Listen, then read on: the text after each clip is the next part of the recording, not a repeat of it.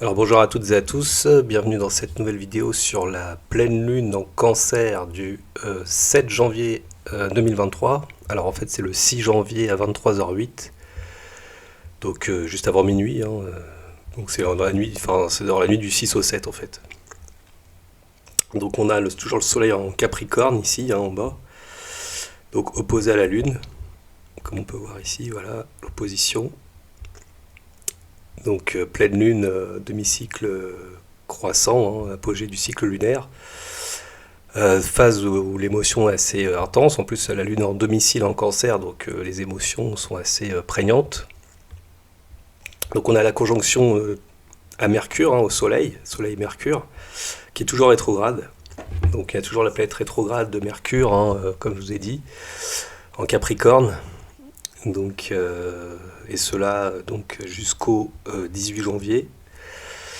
On a aussi Mars ici en Gémeaux qui est rétrograde toujours, donc jusqu'au 12 janvier lui, quant à lui.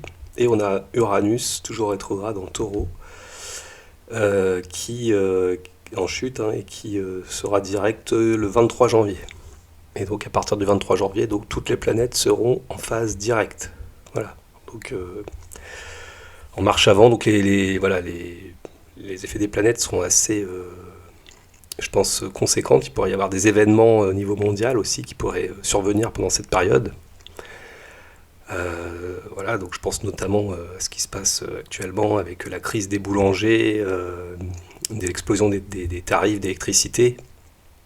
Donc c'est vrai que là, en plus on voit on a un Uranus en 8 conjoint de Nord, là en 8 c'est l'argent de l'État qui fait des chèques à tout va et qui reporte toutes les échéances, mais c'est reculé pour mieux sauter, donc on essaie d'étaler les échéances pour des cotisations, enfin de ce qu'ils doivent payer, des factures pour les boulangers en particulier. Alors il n'y a pas que les boulangers, il y a d'autres entreprises, donc comme William Sorin, on a vu, Garbit, alors ça c'est plus inquiétant, ce qu'on va quand même, enfin c'est aussi inquiétant, donc les boulangers, tout est inquiétant, que c'est reculé pour mieux sauter pour moi. Donc c'est vrai que là, c'est des grosses entreprises, donc je pense pas que les gens se rendent compte de ce qui se passe en fait.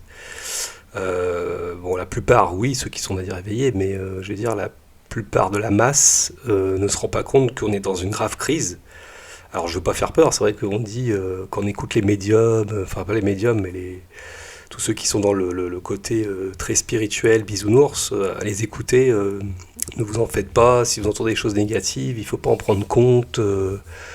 Enfin, il faut aussi avoir les pieds sur terre aussi à un moment donné, quoi. Enfin, je veux dire, et vous attendez qu'on crève la dalle pour dire, je sais pas. Bon, enfin bon, après c'est mon avis, peut-être je suis trop réaliste, hein, voilà. Alors souvent le réaliste il est pas optimiste. Moi j'essaie d'être juste, enfin par rapport à ce que je vois, c'est vrai que j'avais dit que par rapport à l'horoscope 2023 de la France, ça serait assez difficile, hein, 2023-24, mais qu'il n'y avait pas que des choses négatives. Donc je sais aussi reconnaître qu'il y a des choses positives. Malheureusement il n'y en aura pas beaucoup. On a dans le ciel, comme je vous ai dit, on aura un sextile Jupiter à Saturne, là, courant 2023, mais à part cet aspect, je veux dire, il n'y a pas vraiment d'aspect très harmonieux dans le ciel entre les planètes lourdes. Donc après, il faut, voilà, je suis juste là pour constater, l'astrologue il constate, il n'est pas là pour donner son avis par rapport aux planètes. Après, oui, il peut donner son avis au niveau des actions entreprises par l'État, etc. Bon, ben voilà, après, il faut aussi se positionner à un moment donné, hein, on ne va pas défendre un gouvernement corrompu et criminel, hein, qui veut tuer tous les commerçants, hein, parce que c'est le projet du grand reset, hein, de Klaus Schwab, hein, comme on sait, hein, le forum de Davos, hein, donc 70% des des petits commerces qui doivent être détruits, pas que des petits d'ailleurs, parce que si on voit qu'il y a des grandes enseignes quand même qui tombent, donc pour eux c'est des petits commerces, hein, William Sorin, Garbit, que sais-je. Alors qu'est-ce que c'est, les grosses? Voilà, c'est multinational, voilà, c'est tout ce que défend les ultra riches en fait, hein, c'est que pour eux, hein, grosse caste, hein, eux ils n'auront pas de pénurie, hein. Hein, les cuisiniers de l'Elysée, je pense pas qu'ils vont avoir des coupures d'électricité pour leurs petits repas, hein. Donc voilà.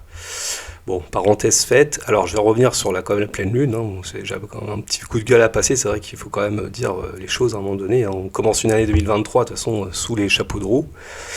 Donc là, on voit que la tension est présente, l'inquiétude aussi, hein. Mercure-Lune, c'est l'inquiétude, hein, la pensée opposée à l'émotion. Donc on est un peu déstabilisé, inquiet au niveau des structures, du travail, de la famille, de tout ce qui a rapport avec Voilà, l'axe Cancer Capricorne, en plus en 4-10, hein, ça fait 2 fois si vous voulez. Bon là c'est pour l'heure de Paris, donc c'est sur Paris hein, en fait, mais il faudrait pas prendre les maisons, parce que les maisons c'est que sur Paris, c'est vrai. Donc pour la France entière, voilà, on s'occupe que des planètes dans les signes, on va pas regarder les maisons. Mais c'est vrai qu'il y a quand même l'axe Cancer Capricorne qui est assez marqué. On a Pluton qui encadre Vénus et Mercure, donc c'est-à-dire qu'il est entre les deux. Pluton, c'est la passion, ça peut être aussi la désintégration, enfin tout ce qui détruit, hein, en mauvais aspect. Alors bon, là, a priori, à part l'opposition Lune Noire, il n'y a pas d'aspect négatif. Il y a même un sextile toujours à Neptune, mais ça c'est un aspect assez générationnel qui dure depuis beaucoup d'années. Donc ce transit, j'en parle pas trop, c'est vraiment pour dire qu'on est peut-être protégé en fond de toile, qu'on ne tombe pas dans une guerre totale ou des choses comme ça, mais voilà, c'est pas non plus impossible qu'un jour ça arrive quand même, hein, on verra d'ici là. Donc l'opposition Lune Noire, voilà, ça crée quand même des... On est toujours dans ce manque, hein, dans ces troubles. Alors après, la Lune Noire va bientôt passer en Lion. Donc on a eu tout ce problème aussi au niveau des familles, la nation, tout ce qui a rapport avec la mémoire. Il y a eu des zones d'ombre par rapport à... Et là on passe dans le côté plus du cœur, l'affectif. Donc la Lune Noire va après, bientôt, on va en reparler, mais elle aura un autre impact. Donc au niveau économique, enfin au niveau social, au niveau mondial et au niveau personnel. Ça va concerner plus l'amour, hein, la créativité, les enfants dans ce cas-là. Donc on verra ce qui se passera à ce moment-là, on en reparlera. Problème de domination aussi, parce que le lion c'est le chef, donc je pense aux États qui veulent avoir un peu la mainmise sur le monde, hein, notamment les États-Unis, la Chine, etc. Donc on en reparlera. Donc Mars, c'est vrai qu'il est toujours rétrograde, donc il est quand même bien inspecté avec Vénus. Donc là, il y a quand même une bonne harmonie avec cette Vénus qui est passée en Verseau, hein. Donc maintenant, on est dans une Vénus beaucoup plus libre. Donc là, c'est au niveau affectif, hein. Là, cette fois-ci, l'amour était très sérieux en Capricorne. Maintenant, il passe dans un côté beaucoup plus libre. C'est l'amour amitié ou le côté beaucoup plus indépendant, hein, dans la sphère relationnelle et affective. Donc c'est beaucoup plus léger. Et on voit que bon, c'est marqué avec un beau trigone à Mars en signe d'air, donc voilà, la communication, l'action, les échanges sont assez fluides, alors même s'il y a un Mars rétrograde, mais voilà. Mars rétrograde, on doit revoir un peu ses actions, il ne faut pas aller trop vite, essayer de prendre des initiatives, enfin penser à dans des initiatives où il faut... il y a une notion de revoir les choses, hein, toujours avec Mars et donc Mercure qui le maîtrise en Capricorne, forcément il est aussi rétrograde encore, donc on n'est pas dans une phase où il faut prendre des grandes décisions, on va dire, aller de l'avant. On est plus dans une phase d'intériorisation, il faut repenser, finir certaines choses, et quand les planètes reviendront direct, là on peut prendre des décisions plus importantes, on va dire entre guillemets. Toujours est-il qu'il faut après regarder le thème de chacun. Donc il y a un beau trigone aussi du Soleil-Mercure à Uranus. Donc là, ça donne aussi beaucoup d'originalité au niveau de la pensée, des idées. On a des bonnes idées, hein, assez concrètes dans les signes de terre. Donc il y a ce côté beaucoup, pareil aussi, être beaucoup plus libre, indépendant dans sa façon de penser. C'est la liberté de penser, comme on dit, hein. Voilà, donc alors là le Vénus en Verseau, il est intéressant parce qu'il est maîtrisé par Uranus en Taureau, et pour l'instant vous voyez il y a un trigone à Mars comme j'ai dit, on a un sextile à Jupiter, donc ça donne beaucoup d'affectivité, beaucoup de dynamisme, hein. Jupiter est en Bélier, donc c'est positif on va dire sur peut-être un plan affectif, hein. On peut y avoir des nouvelles opportunités, des nouvelles rencontres. Pourquoi pas des rencontres amoureuses ou en tout cas amicales. Enfin, la frontière est peut-être un peu... Voilà, la frontière est mince entre les deux. Par contre, bientôt il y aura le carré Uranus, hein, quand Vénus va continuer à avancer, donc attention aux ruptures amoureuses par la suite, hein, parce que en Verseau, on aime bien un peu les choses originales qui sortent des sentiers battus, mais parfois on s'emballe un peu vite. Et sous un carré Uranus, faire une rencontre, c'est pas toujours évident, parce qu'on pense avoir un peu un coup de foudre, ou on se met rapidement soit en couple, ou on se marie facilement. Mais après, voilà, le divorce peut être aussi très rapide aussi. Donc attention de ne pas se mettre trop vite en couple sous par exemple un carré d'Uranus, ça peut être un peu risqué. Voilà, donc après, ça dépend hein, comment la situation est vécue. Ça n'empêche pas que ça peut éventuellement durer. Donc après, Saturne, lui, il est toujours en Verseau, on voit qu'il est féral, c'est-à-dire qu'il ne fait pas d'aspect. La planète est aveugle, là. Elle est ni en conjonction, ni en aspect. Alors j'ai mis que les aspects majeurs, là, pour le coup. Voilà, donc on a toujours un Saturne ici hors domicile qui termine son passage dans le troisième décan du signe des Verseaux, là. Euh, donc voilà, Neptune est toujours bien inspecté avec la Lune, donc beaucoup d'intuition, d'imagination avec la Lune, des idées qui sont inspirées avec Mercure. Donc là, Neptune nous aide beaucoup encore en Poisson pour vraiment l'intuition. Donc s'il y a un conseil à vous donner, c'est vraiment de faire jouer votre intuition, de développer des capacités artistiques, médiumniques dans les signes d'eau, comme ça, c'est pas mal, hein. Une belle Lune en domicile, Neptune aussi en domicile. Jupiter, il est encore bon, il est assez éloigné, maintenant la conjonction elle est séparante comme on dit. Jupiter est dissociée, elle est passée dans un autre signe en bélier, elle est plus en poisson domicile, donc elle est en bélier là, donc c'est ça qui apporte beaucoup plus de dynamisme. Alors attention aussi au point de vue de la guerre aussi, hein, parce que toujours avec les tensions avec l'Ukraine, la Russie, les États-Unis, l'OTAN, bientôt Chine, Taïwan, donc je vais aussi en parler, hein, de l'horoscope 2023 de la Chine. Voilà, donc bon, alors c'est vrai que j'ai donné un peu comment dire, mon avis sur ce qui se passe actuellement, parce que c'est vrai qu'on est dans une situation, à mon avis, assez critique, pour pas dire très grave, hein, au niveau de la France, on voit que le pays est en train de couler, littéralement. Bon, il y aura toujours des moujons hein, qui vont toujours défendre le gouvernement, mais il y en a très peu. Qui vont défendre voilà, les bons petits soldats du système qui vont défendre la Vax, les QR codes, le monde d'après. On va tous être lobotomisés, remplacés par des machines, intelligence artificielle, que sais-je. Voilà, le monde d'après qui nous prépare, quoi. Donc tout détruire pour nous asservir comme des esclaves sans s'en rendre compte. Hein, la plupart au revenu universel bientôt, avec un argent numérique, euro numérique qui arrive bientôt. Hein, on sera complètement, on perdra tous sa liberté, hein, on n'aura plus de liberté, hein, vu que l'argent sera numérique, enfin s'ils arrivent à mettre leur plan en place. Hein.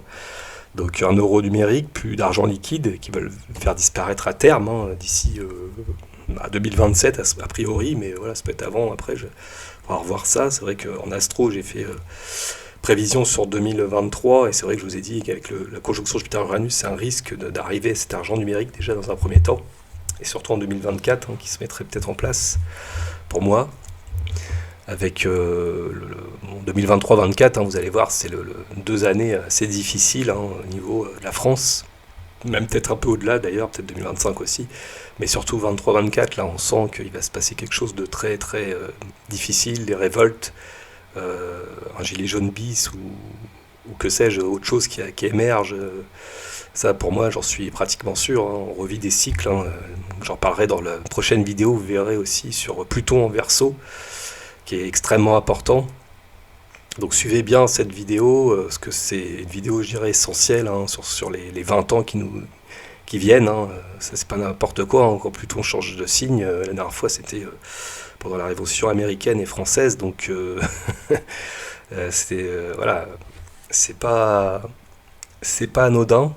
Donc de grands changements avec Saturne qui passe en Poisson, Jupiter aussi qui change de signe, donc là en Bélier entre en Taureau, les axes des nœuds qui vont changer, donc je le répète parce que c'est extrêmement important.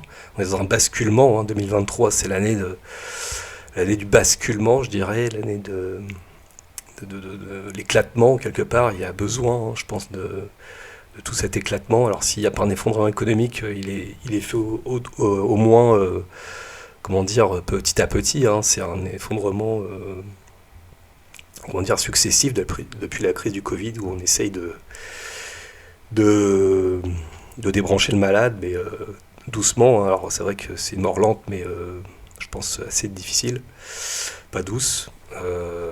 On la voulait peut-être moins brutale hein, qu'un grand crack économique, mais à mon avis, là, si on nous... Comment dire, si on éteint les feux petit à petit, parce que moi je le vois comme ça, hein, c'est vraiment ça. Hein. Ça fait assez peur, c'est vrai, mais il faut aussi reconnaître ce qui est. Il faut pas se voiler la face, il faut dire les choses. Je suis pas là pour faire du catastrophisme, je suis là pour dire les choses. C'est vrai que c'est catastrophique, hein, faut le dire. Alors en même temps, voilà, c'est c'est assez, voilà, ceux qui veulent pas entendre, bah, qui ne l'entendent pas, hein. Vous êtes libre de pas regarder cette vidéo. Moi, je préfère dire mes convictions et puis dire ce que je vois. Donc voilà. Après, je dis que tout n'est pas noir non plus, parce que je vous ai dit, il y a peut-être des aspects qui soutiennent, mais voilà, ça sera pas non plus. Ça va pas être simple, hein, ça va pas être facile, hein, ça va être assez compliqué, je pense, et pour tout le monde d'ailleurs. Alors c'est plus pour un niveau, on va dire, collectif. Après, au niveau personnel, c'est autre chose. On est peut-être un peu moins impacté. Dans un premier temps, alors je pense notamment aux personnes assez aisées, hein, je vais dire, pour eux, il n'y a pas de crise, forcément. Il n'y a pas de problème d'argent, d'inflation, surtout pour les très riches, hein, même les riches, mais voilà, on essaie de détruire la classe moyenne, etc. Donc bon, donc petite vidéo de nouvelle année, voilà, je sais qu'elle n'est pas très joyeuse, mais voilà, c'est pour vous dire un peu ce qu'il en est. Bon, en tout cas, cette pleine lune, voilà, elle n'est pas catastrophique, vous inquiétez pas. Mais, mais voilà, faut quand même dire les choses et on vit malheureusement bah, des temps, voilà, des temps assez compliqués, hein.